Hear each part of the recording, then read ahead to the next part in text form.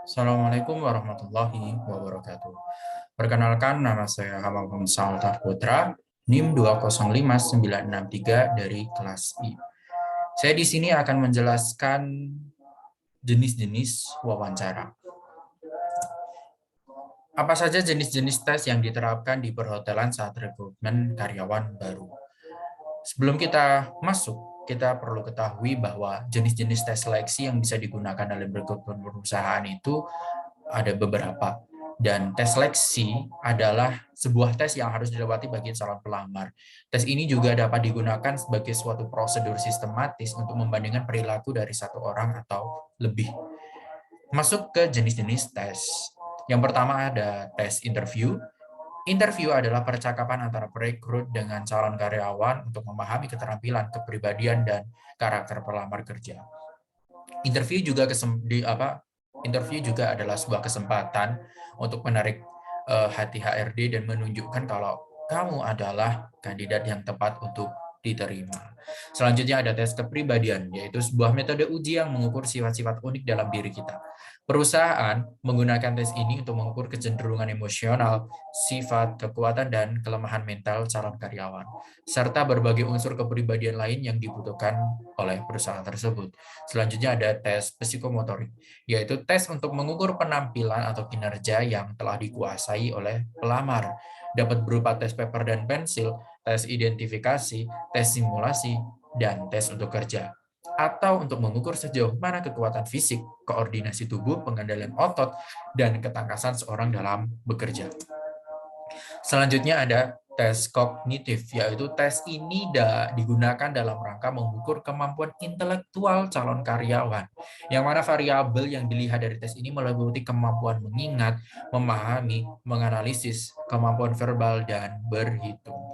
Selanjutnya ada interpersonal, yaitu pada dasarnya tes ini untuk mengukur sejauh mana kemampuan seseorang dalam melaksanakan komunikasi dengan lingkungan sosialnya. Kaitannya dengan seleksi karyawan, tes ini dapat mengetahui bagaimana nanti karyawan dalam menghadapi masalah di kemudian hari. Selanjutnya kita masuk kepada jenis-jenis tes wawancara. Sebelumnya, wawancara atau yang disebut dengan interview adalah sebuah percakapan yang terjadi antara dua orang atau lebih dengan tujuan untuk memperoleh informasi melalui percakapan berupa pertanyaan yang diajukan oleh pewawancara. Selanjutnya ada jenis-jenis wawancara. Yang pertama itu ada wawancara tidak terstruktur, yaitu wawancara bergaya percakapan yang tidak terstruktur, yang mana pewawancara mengejar poin-poin yang ingin diketahui, seiring poin-poin tersebut muncul sebagai respon terhadap pertanyaan tersebut. Jadi contohnya itu wawancara itu tidak terstruktur dari A sampai Z itu ditanyakan semuanya, tidak, melainkan hanya beberapa poin saja yang diperlukan. Seperti A loncat ke B, B loncat ke E, langsung seperti itu. Selanjutnya ada wawancara situasional, yaitu serangkaian pertanyaan terkait pekerjaan yang berfokus pada bagaimana kandidat dalam menghadapi situasi tertentu. Contohnya itu ketika HRD tiba-tiba mendapatkan karyawannya melanggar atau tidak tertib, itu bagaimana respon terhadap karyawan tersebut. Selanjutnya ada wawancara keperilakuan. Serangkaian pertanyaan terkait pekerjaan yang berfokus pada bagaimana kandidat bereaksi terhadap situasi aktual di masa lalu. Keperilakuan ini maksudnya itu seperti kayak pelamar itu pewawancara menanyakan bagaimana ketika pelamar sebelum melamar di sini itu menghadapi masalah di perusahaannya yang sebelumnya dan bagaimana cara menyelesaikannya. Seperti itu. Yang selanjutnya ada wawancara terkait pekerjaan, yaitu serangkaian pertanyaan terkait pekerjaan yang berfokus pada perilaku terkait pekerjaan yang relevan di masa lalu. Ini sedikit sama dengan keberlakuan, yaitu pewawancara itu menanyakan tentang pekerjaan yang relevan di masa lalu dan di masa sekarang. Seperti itu. Yang selanjutnya ada wawancara stres, yaitu gaya wawancara yang digunakan perusahaan untuk mengukur respon kandidat terhadap stres. Tim rekrut biasanya akan memberikan tugas dan tantangan tertentu pada kandidat dengan gaya yang terkadang terlihat intimidatif. Di sini tuh ada wawancara, tetapi akan mendapatkan sebuah tantangan dengan gaya tantangan yang tidak seperti biasanya atau tidak seperti wawancara yang sebelumnya yang saya jelaskan seperti itu.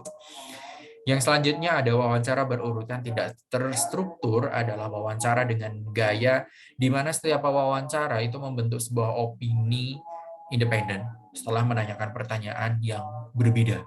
Tetapi yang saya ketahui adalah wawancara berurutan tidak struktur ini jarang digunakan karena wawancara itu sebagian dihimbau tidak menggunakan sebuah opini independen setelah menanyakan pertanyaan yang berbeda atau istilahnya menggiring opini seperti itu. Yang selanjutnya ada wawancara berstruktur, yaitu di mana pelamar diwawancarai secara berurutan oleh beberapa orang, kemudian masing-masing memberikan rating kepada pelamar dengan standar baru. Maksudnya yaitu ketika masuk pelamar A, terus ditanya A sampai Z, kemudian dia mendapatkan standar sekian, terus kemudian bergeser kepada pelamar B, masuk dan diberi pertanyaan dan dijawab seperti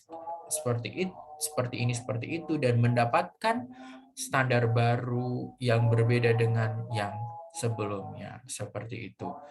Kemudian ada wawancara panel, yaitu wawancara kerja yang mempertemukan pelamar dengan kelompok pihak perekrut, dan umumnya wawancara kerja dilakukan dengan satu pelamar dan satu perekrut, seperti itu.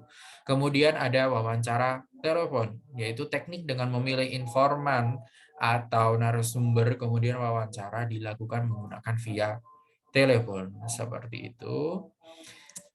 Cukup sekian yang dapat saya sampaikan. Jika ada kurang lebihnya, saya mohon maaf dan terima kasih.